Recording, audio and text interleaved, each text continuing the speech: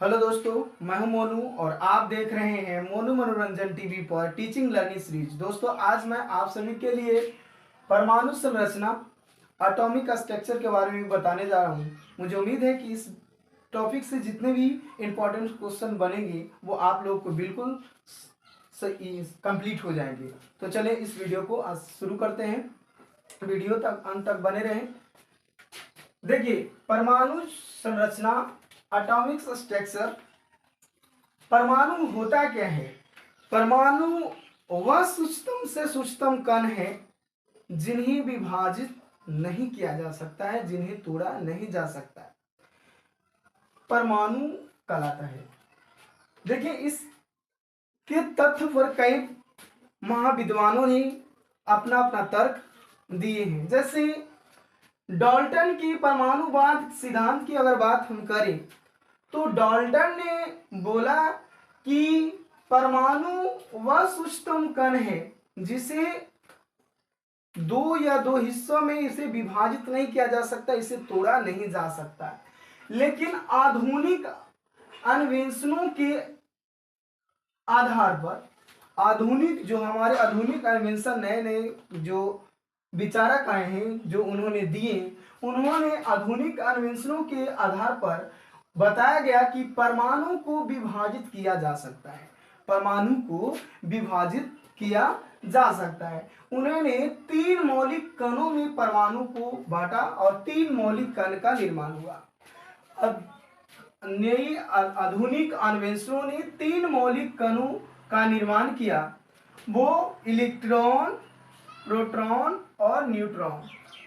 3 मौलिक कण का निर्माण किया, इलेक्ट्रॉन, प्रोटॉन और न्यूट्रॉन। इलेक्ट्रॉन, प्रोटॉन और न्यूट्रॉन। और इसमें देखते हैं, एक वैज्ञानिक रदरफोर्ड ने परमाणु का नाभिकीय सिद्धांत दिया।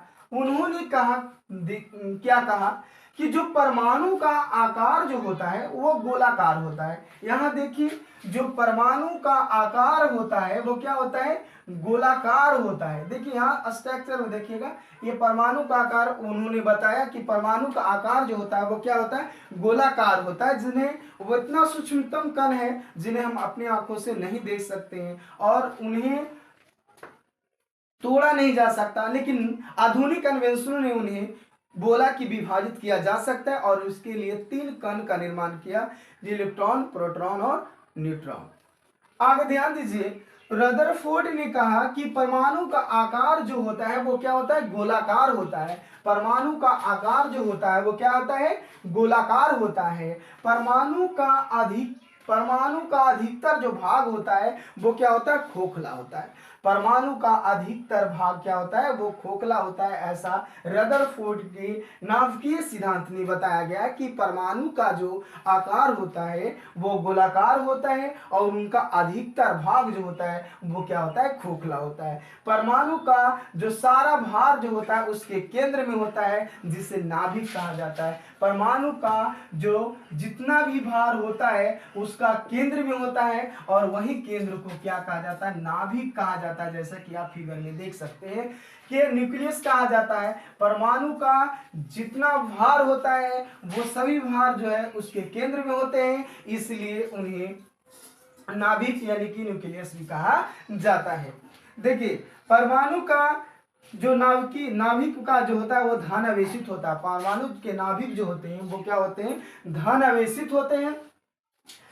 परमाणु के नाभिक के चारों ओर गोलाकार इलेक्ट्रॉन घूमता है। कोई भी परमाणु का चारों ओर जो है वो वृत्ताकार पथ पर वो क्या करते हैं? घूमता है। इलेक्ट्रॉन क्या करते हैं? घूमते हैं। परमाणु के चारों ओर गोलाकार पथ पर इलेक्ट्रॉन क्या करता है? ये क्या करता है? चक्कर लगाता है। चक्कर लगाता है। परमाणु के चारों ओर गोलाकार पथ पर इलेक्ट्रॉन चक्कर लगाता है।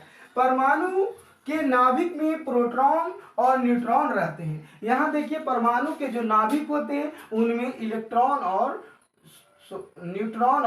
प्रोटॉन रहते हैं। परमाणु के नाभिक में न्यूट्रॉन और प्रोटॉन रहते हैं। प्रोटॉन और न्यूट्रॉन रहते हैं। परमाणु के जो नाभिक होते हैं उनमें न्यूट्रॉन और प्रोटॉन रहते हैं।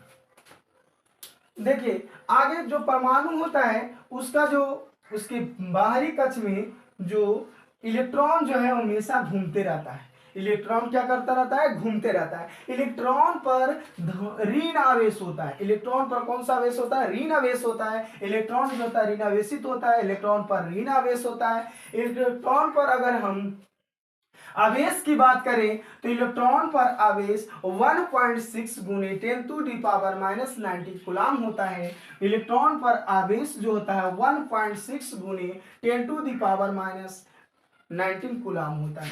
अगर हम उसका भार की हम बात करें कि एक इलेक्ट्रॉन का भार होता है तो एक हाइड्रोजन बंध में 1/1840वां भाग होता है इसका भार। और इसका द्रव्यमान की हम बात करें तो इलेक्ट्रॉन द्रव्यमान 9.1 गुने 10⁻31 होता है। इलेक्ट्रॉन का जो खोज किया था वो जे थॉमसन ने किया था। इलेक्ट्रॉन का खोज जे थॉमसन ने किया था। आगे देखिए, अगर हम प्रोटॉन का बात करें तो प्रोटॉन का जो भार होता है 1.6 गुने 10⁻⁻27 kg होता है। अगर प्रोटॉन का बात करें तो उसका भार अगर हम देखें तो 1.6 गुने 10⁻⁻27 kg होता है। अगर उसकी आवेश का हम बात करें कि उस पर आवेश कितना होता है तो 1.6 गुने 10⁻⁻19 कूलाम होता है। अगर प्रोटॉन का आविष्कार की हम बात करें तो प्रोटॉन का आविष्कार जो किया था वो गोल्डस्टीन ने किया था। प्रोटॉन का आविष्कार गोल्डस्टीन ने किया था। अगर न्यूट्रॉन के आविष्कार की बात करें तो जेम्स चडवी ने किया था। यह था दोस्तों परमाणु संरचना के बारे में कुछ इंपॉर्टेंस फैक्ट जो आप लोग को बताया। ठीक है, फिर मिलते हैं नेक्स्ट वीडियो में।